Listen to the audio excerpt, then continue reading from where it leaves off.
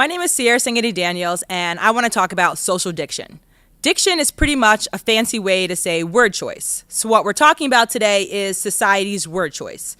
So your decision as a member of society to use the word pussy instead of baby, and gay instead of lame, and retarded instead of slow.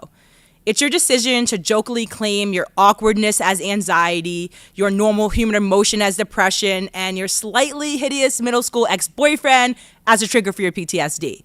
I guess I missed the meaning when we as a society decided it was okay to misuse the English language, because aside from offensive, selfish, and oblivious, that's exactly what this is, an incorrect use of diction. But because I'm not an English teacher, and who am I to tell you what the correct use of the English language is, I'll take it a bit further. Social diction is a choice you make when in a public space you verbally compare your protruding food belly to being pregnant, a pimple to a herpes outbreak, and your long day as suicide worthy. I say this is important because let's just pretend. The person sitting to your right is currently growing a child in her belly, and she'll tell you that constant cramps and bleeding can't at all be related to eating too much pasta. And let's just pretend the person sitting to your left actually does in fact have herpes, so that joke about the obvious pimple cornering your upper lip isn't as funny as it seems.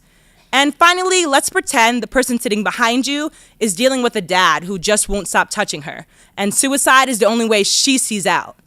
Let's pretend for a second that everyone's life isn't full of sunflowers and beer cans.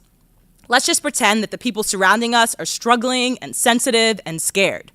Let's pretend that words aren't just something that spill out of our mouths with no attachment and no power accompanying them. Finally, let's pretend that our words actually mean something in some way to someone somewhere. By now, you either see where I'm going with this, or you're labeling me as a snowflake. But with no time to get into labels, I say it's your choice. So you can choose to view me as a politically correct snowflake, you can laugh and say I get offended by everything, or you can look at me, listen to what I said, and decide that I just care. I care how people feel, and I care how I make others feel. I realize our words, our diction, contributes to society. What we say, what the people around us are used to hearing, that is societal norms. Just as easily as I can choose the word homeless to describe my outfit, I can swap in like I just rolled out of bed, because I know the person in front of me might not have a home. And I get it. It's hard to think before we speak.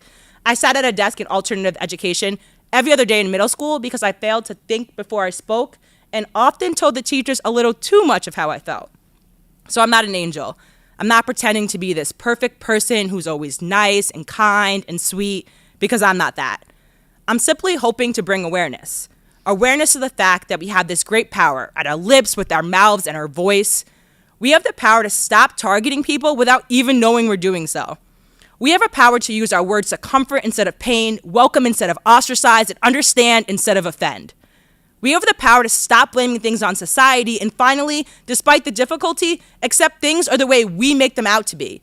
We control what shirts are trendy, what songs play on the radio, and what words are considered slang. We control these things because we are in fact society, and what society says goes. So today I ask you to think about the power you have.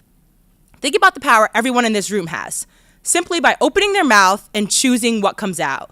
In my 23 short years here, I've realized your diction, your word choice is a constant contribution to society, and I honestly really want other people to realize it too.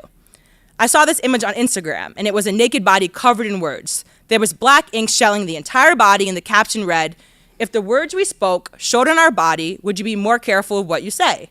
Now, my mind is undoubtedly a wandering one, so not much sticks around, but this quote, it did.